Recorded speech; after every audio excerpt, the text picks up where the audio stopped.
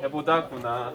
네. 조금 안타까운 점은 지난주에 우리가 특이적 면역을 하고 복습을 바로 했으면 좀 더 잘 기억을 할 텐데 한 주 건너뛰는 바람에 다 먹었어요. 기억이 잘 안 날 것 같아. 괜찮아요.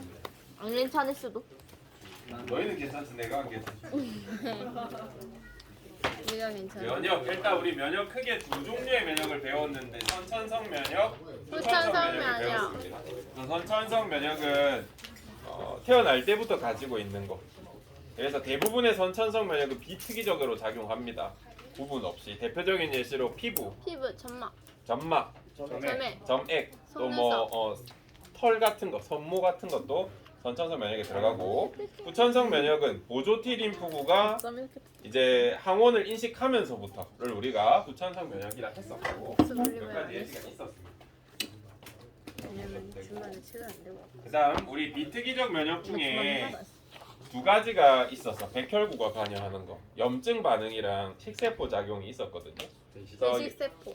염증 반응은 비만 세포가 좀 주도를 했었고 이 녀석이 분비하는 히스타민에 의해서 일들이 일어났습니다. 그래서 염증 반응이 일어나면 열도 나고 끈적거리. 붓기도 하고 통증. 고름도 생기고 모세혈관 네, 확장. 부풀어 오르기도 하고 그죠? 빨갛게 되기도 하고 이런 것들이 히스타민을 매개로 일어났다. 또 비만 세포랑 식세포 작용을 하는 식세포 때문에 일어났다 정도 알아두실 수 있고.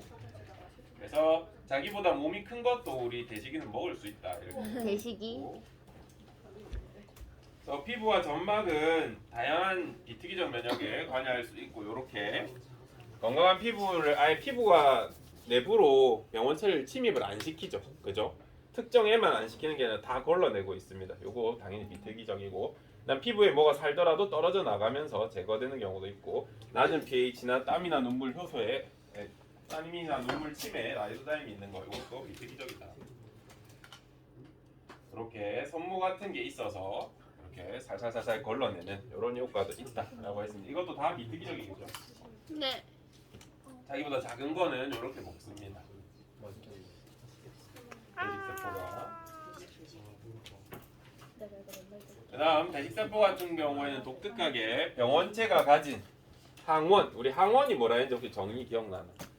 항체가 친화력을 가지는 뭐. 항체가 친화력을 가진다는 거니까 항체가 결합할 수 있는 거.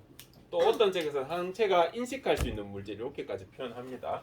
그래서 병원체가 가진 항체가 공격할 수 있는, 결합할 수 있는 특이적인 부분을 항원이라고 하고 대식세포가 얘를 판별해서 자기 몸 밖에 이렇게 제시. 여기까지는 비특이적이에요. 염증 반응도 이렇게 일어난다. 그러면 얘들아 만약에 우리가 찔렸다고 해도 병원체가 안 들어왔어. 그러면 안 붓겠지. 붓지도 않고 피만 조금 나다가 쉽게 아물 겁니다. 우리 소독 잘 됐을 때 우리 피 빼고 할 때 병원 가서 그때는 막 부어오르고 이러진 않죠. 근데 여러분이 소독을 잘 못하거나 하면 부어오를 수는 있습니다. 염증이 생길 수 있고 마찬가지로 밥 먹다가 혀를 씹었어. 입술 씹었어. 그때 입에 염증이 이렇게 하얗게 올라와가지고 아픈 경우 있었죠. 그때는 만약에 씹었어. 그럼 빠르게 여러분이 이를 닦아버린다든가 가글을 해버린다든가 알콜로 소독을 입 전체를 하셔가지고 아물 때까지 잠깐 버텨주시면 밥 먹다가 그러면 염증 반응이 안 일어날 거 아니야. 그럼 입병 안 생겨. 안 생기고 그대로 밥 아물어. 먹다가 중간에. 밥 먹다 중간에 그냥 술을 때려 박아. 그런 방식이 있다. 그래서 이론상 그렇긴 한데 그래도 씹는 순간 이미 들어갈 수는 있잖아. 이에 묻어있던 박테리아들이. 그래서 예방할 수 있으면 그렇게 입병도 잘 안 생깁니다. 아니면 항생제를 먹어서 피할 수도 있는 거고 대신 빠르게 먹어줘야 됩니다. 안 그러면 어차피 비특이적 면역 때문에 염증이 일어나고 우리 림프절 얘기도 했었나 잠깐? 림프절이라는 게 존재하고 우리 몸에는 우리가 아는 빨간색 혈관 말고 투명한 흰색 혈관이 있다 그랬죠? 네. 요거 질문하던데 그럼 여기에 혈관을 자르면 선생님 흰색 물질이 나와요가 아니라 백혈구는 사실 투명해. 색깔이 없어. 무색에 가깝습니다. 그래서 물처럼 이렇게 나오기도 합니다. 어쨌든 여기에 여러 가지 백혈구들이 모였고 특히 이 림프에 많이 있는 백혈구들 우리가 림프구라 그래. 림프구는 크게 두 가지가 있습니다. 뭐랑 뭐 있게? T 림프구. T. B 림프구랑 T 림프구가 있어요. 색깔 잘 안 나오네. B 림프구랑 T 림프구가 존재합니다. 요거는 조금 필기를 해주세요. 우리 책 어디 쪽에서 중요하게 다루냐면 99. 98쪽 위에 보면 뭐가 좀 자세히 나와 있어요. 요거는 꼭 기억하셔야 됩니다. 시험 문제에서도 빈출되기 때문에. 우리 혈구가 어디서 만들어질까요? 얘네는 백혈구의 일종이니까. 림프구는 백혈구다, 흰색 혈구다, 적혈구, 그 다음에 혈소판 이런 애들 어디서 만들어질까? 혹시 들어본 적 있어? 뼈. 얘는 뼈에 있는 골수에서 만들어져요. 뼈 안에 부드러운 부분이 있어. 우리 이런 걸 수라고 하고, 뼈 안에 있는 수라고 해서 골수라고 해요. 골수에는요, 피를 만드는 조혈 엄마 세포가 있어. 백혈구를 낳는 피를 만드는 모세포, 엄마 세포가 하나 있습니다. 여기서 백혈구도 만들고 적혈구도 만들고 혈구도 만들어. 그래서 백혈구도 적혈구도 혈소판도 다 골수에서 만들어져요. 생성은 골수에서 돼. 근데 림프구 중에 일부는 성숙을 골수에서 그대로 할 수도 있어. 그러면 우리가 골수가 영어로 본매로 오거든요. 이렇게 적습니다. 뭐 모르셔도 되고요. 골수에서 그대로 성숙한다 그래서 우리가 비림프구라 불러. 생성은 똑같이 다 골수에서 되는데 어린 이 림프구가 클 때까지 계속 골수에 있으면 우리 비림프구라 불러줘. 조금 성질이랑 형태가 다릅니다. T림프구는 다른 거겠죠. 얘는 가슴샘. 어떤 책에서는 흉선이라 그러더라고. 한문으로 내분비샘, 내분비선 할 때 그 선자고 흉, 가슴 한문으로. 그래서 여기서 성숙하면 우리가 T 림프구라 그래. 얘는 튜머라고 그래. 우리 가슴샘을 튜머라고 하거든요. 그래서 튜머 림프셀이라고 해서 튜머 림프구. 그래서 여기 문항이 수능에 한 번 나왔고 모의고사에 자주 나오는 것 같아요. B 림프구, T 림프구 다 생성 어디서 된다고? 골수에서. 근데 성숙을 골수에서 하면 B 림프구, 가슴샘에서 하면 T 림프구. 알겠죠? 성숙 위치가 다를 뿐이지 생성은 다 똑같이 된다. 요거 간혹 물어보더라고. 우리는 좀 체크해서 갑시다. 우리도 중요하게 생각하셔야 됩니다. 나온 김에 했고요. 그 다음에 우리 림프절들이 많은 부분을 보면 장애도 많죠. 장애 왜 많을까? 폐나 겨드랑이나 얼굴 쪽에도 좀 있습니다. 목이랑 외부에서 물질이 많이 들어오는 부분들이잖아요, 그죠? 그래서 면역 세포들이 가까이 있으면서 면역을 해줘야 될 부분들에 림프절이 좀 많이 배치돼 있다라고 알아주시면 되겠습니다. 네. 이거는 이제 우리가 했던 거 글로 하는 거고. 이제 우리가 이렇게 보면 되게 복잡한 그림들이 있었잖아요. 우리 교과서에 99쪽 99쪽을 보시면 복잡한 그림이 있습니다. 근데 그거를 글로 보면 사실 진짜 짧아. 그다음에 그림을 그리고 막 어떤 과정이고 이렇게 그려도 되게 복잡해 보이지만 인체 방어작용을 이게 기호처럼 이렇게 화살표로 표시해서 그리면 정말 많아요. 이걸 의미하는 거고요. 제가 말씀드린 복잡한 그림이라는 거. 요걸 간단하게 표현하면 병원체가 들어와요. 그죠? 이걸 맨 처음 누가 먹어줘? 대식세포. 대식세포가 먹어줘. 그러면 누가 이 대식세포가 제시한 항원을 인식해줘? 보조 T림프구. 보조 T림프구가. 비만이는 이제 요거 비특이적으로 염증 반응을 해주고요. 얘가 결국 누구한테 갖다 주는 거야? B림프구랑 T림프구에 갖다 줘. 그럼 B림프구는 어떻게 변해? B림프구.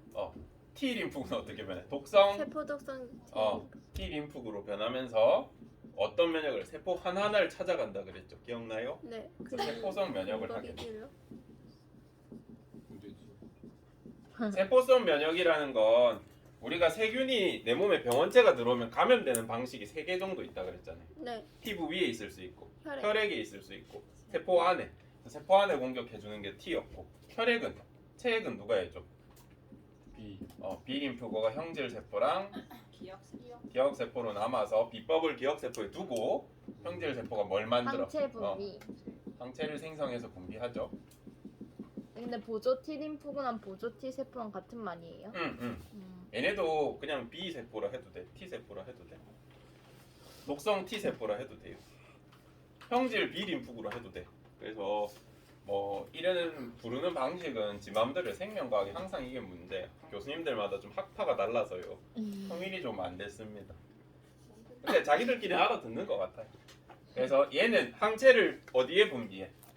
체액에 분비해. 혈액뿐 아니라. 그래서 얘는 체액성 면역이라고 합니다.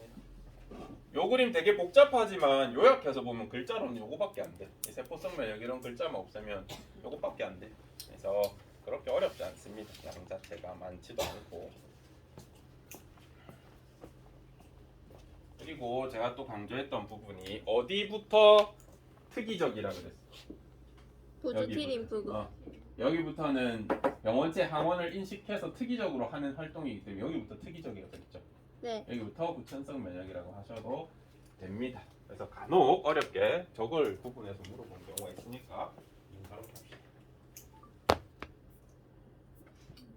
그래서 이런 일들을 했었다. 지금 계속 복습하는 걸로.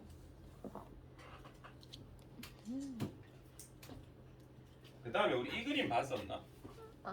요건 안 봤죠? 요거 하서에서 요 그림은 대신 봤을 거예요. 비슷하게 생긴 건 본 것 같은데. 요거. 요 그림 안 봤어요? 아니 그림이 안 보여요. 화면. 뭐야 이거? 왜 안 나와? 세포성이랑 체액성 아니던 것 같아. 그니까. 요 그림은 봤니? 완자에서 우리 같이 봤나요? 봤어요. 같이 봤어? 우리가 처음으로 이 병원체 또는 항원을 우리가 경험했어. 그러면 항체 만드는데 얼마나 걸린다 그랬어? 2주. 1, 2주 정도 걸려요. 항체 개발하고 이 형질 세포 같은 애들이 막 분비해서 점점 항체 농도가 최고치에 달하는 게 어디쯤 돼? 2주 정도 돼. 그래서 우리가 병에 걸려도 감염성 질병에 걸려도 1, 2주면 낫는다는 게 이제 이 말씀 때문이고요. 그리고 이 면역을 하는 동안 어떤 게 생긴다 그랬어? 기억 세포가 한번 죽여봤잖아 우리 몸이 이 친구. 이제 감염했던 녀석이잖아요. 요걸 남겨놓는다 그랬죠. 그래서 두 번째 감염되면 어떻게 된다 그랬어? 일주일이나 기다릴 필요도 없고 거의 몇 시간 만에 폭발적으로 여섯 항체가 증가하죠. 6시간은 병마다 다르니까 너무 기억할 필요는 없어. 이제 구체적으로 그냥 감기 정도로 예를 든 거고. 그래서 우리가 처음에 감염된 걸 뭐라고 하냐면 1차 감염되었다라고 해요. 처음으로 감염됐다. 1차 감염됐을 때 하는 면역을 우리가 1차 면역이라고 해요. 처음 감염돼서 방어작용을 한 거잖아. 그죠? 그러면 우리 두 번째 주사된 거 이거 두 번째 경험하는 걸 뭐라 그래? 2차 감염. 2차 감염이라 불러주면 되겠죠. 근데 간혹 신문 보면 막 2차 감염은 원래 걸린 사람한테 추가로 또 옮는 그런 걸 표현하기도 하는데 우리 책에서는 일단 이렇게 표현하고 있습니다. 두 번째 감염됐을 때 우리가 몸에서 하면 2차 면역이라 그래. 1차 면역보단 2차 면역이 어때? 빠르고 세기도 커요. 강하지. 훨씬 강하지. 그죠? 빠르고 강하게 아니면 3차는 어떻게 되겠어? 더. 4차는 더. 그래서 더 이상 아프지 않게 된다라고 말씀을 드렸습니다. 이 그림을 보여준 다음에 이제 보는 게 이 그림입니다. 이렇게 하면 좀 맞아주려나?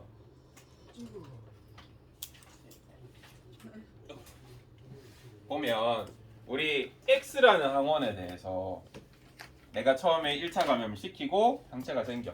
그다음 2차 감염을 시키면 이렇게 되는 건 여러분이 이해했잖아요. 그죠? 근데 X에 대해서 1차 감염을 시킨 다음에 X에 대해서 2차 감염을 시킬 때 Y라는 병원체 또는 항원을 넣어주면 이 Y에 대해서는 처음이야 두 번째야? Y는 처음 경험하는 애잖아요. 그죠? 네. 그럼 우리 1차 면역하듯이 이렇게 되겠죠. 네. 다른 항원 병원체이기 때문에 당연히 이렇게 될 건데 여러분이 이거를 받아들일 수 있었으면 좋겠습니다. 서로 다른 애니까 얘는 처음 경험한 거 아니야, 그지? 그래서 1차 면역처럼 일어난다. 꼭 알아두셨으면 좋겠고. 2차 면역이 빨리 일어날 수 있는 이유가 뭐 때문이었어요? 기억세포. 기억세포 때문이라고 했어요. 만약에 여기서 우리가 억지로 기억세포를 제거했어. 응. 그러면 두 번째 감염해도 어떻게 돼? 똑같이. 1차 면역처럼 되겠죠. 이런 거 생각할 수 있겠어요? 네. 어려운 문제는 이런 식으로 될 겁니다. 그다음 우리가 몇 가지 면역이란 말을 배웠어. 우리 비특이적 면역 배웠고 특이적 면역 배웠죠. 그다음에 선천성 면역이라는 단어 배웠고 후천성 면역이라는 단어 배웠어. 이제 세 번째로 할 게 능동 면역이랑 수동 면역이야. 능동 면역은 어떤 거 같아? 스스로 하는 거 같아? 남이 해주는 거 같아? 스스로. 얘는 스스로 하는 거야. 수동 면역은 남이. 남이 해주는 거야. 근데 얘네를 구분할 때는 어떻게 하셔야 되냐면 능동 면역은 내가 스스로 했기 때문에 결국 뭐가 만들어져야 되냐면 기억세포. 기억세포가 만들어져야 돼. 이게 기준이에요. 음. 수동 면역은 기억세포가 안 생긴다는 소리겠죠. 네. 그럼 수동 면역은 도대체 뭡니까? 라고 하면 책이 예를 없나요? 들어서 이런 거지. 이런 거. 그럼 책이 없나요? 책이 없어. 이거 PPT 그 미로스쿨에 올라가 있어요. 보자. 어떤 경우를 얘기하냐면 예를 들어서 토끼한테 어떤 병원체를 감염시켰어. 얘도 포유류죠. 그래서 얘네도 면역력이 뛰어납니다. 그럼 얘도 1차 면역을 해서 뭐가 생기겠어? 기억세포랑 항체가 생길 거 아닙니까? 이때 얘의 혈액을 채취해. 혈액을 채취해서 체액을 채취하면 이 안에 지금 감염된 지 얼마 안 됐으면 항체가 가득할 거 아닙니까? 네. 그래서 이 사람이 똑같이 그런 병원체가 있을 때 얘 항체를 주입해주면 어떻게 되겠어? 시류. 동물권. 얘가 준 이 항체를 내 몸에 주입해줬으니까 내 몸에 병원체가 병원체는 있어도 좋아요. 이 항체가 얘를 공격해가지고 없애준단 말이죠. 네. 그럼 이때는 이런 걸 수동 면역이라고 해요. 능동 면역이라고 해요. 수동. 이거는 수동 면역을 한 거야. 내가 스스로 면역을 해낸 게 아니라 다른 생물의 어떤 물질로부터 치료를 받은 거죠. 어떻게 보면 치료제를 투입한 거죠. 네. 약을 넣어준 거죠. 그죠? 이런 경우를 수동 면역이라고 해. 요렇게 제거했어. 그러면 기억세포 생기 안 생기? 안 생겨요. 안 생기겠지. 저걸 기억할 수 있나요? 어떤 거? 제가 이제 면역이 들어왔잖아요. 어. 그런 걸 이제 분석해서 기억할 수 없어요. 이거? 아니면 이거? 항체를 기억해요. 맞아. 그래서 얘 내 몸 거 아니죠. 네. 그래서 두 번째로 만약에 이거 한 번 더 쓰면 어떻게 되게? 내가? 얘를 면역해버려.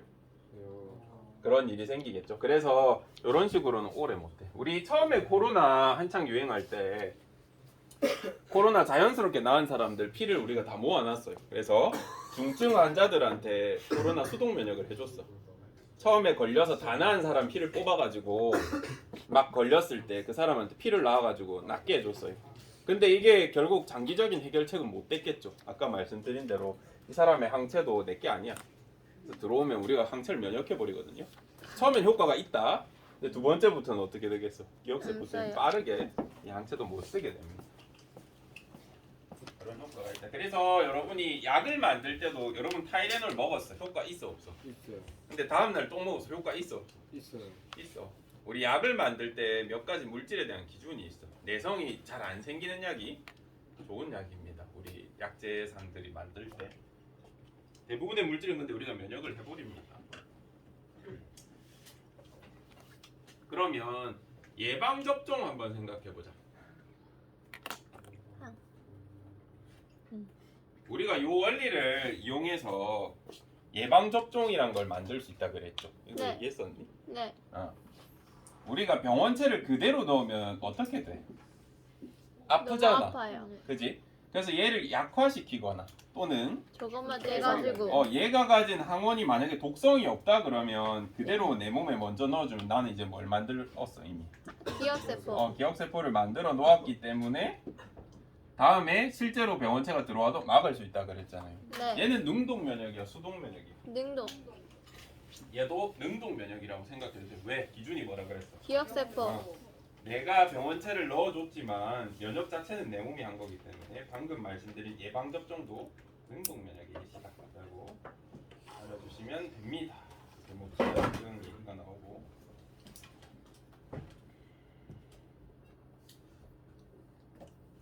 네, 알러지를 선생님이 비특이적 면역으로 설명을 했었습니다. 그죠? 기억나요? 히스타민 가다 보니 히스타민이 아니라 염증 반응이다라고 했는데 알러지가 더 심해질 수도 있어. 후천적으로. 어떤 경우가 있냐면 이 알러지 물질이 들어와서 기억세포나 항체를 생성하게 되면 이것도 어쨌든 내 몸에 안 좋은 내몬 게 아니잖아요, 그죠? 이렇게 점점 심해질 수가 있다라는 것도 설명이 되어 있습니다. 이렇게 저렇게 보시면 대략적으로 특이적 면역, 비특이적 면역에 대한 개요는 저희가 다 했어요. 복습하고 다 했고 한번 끊어줄래?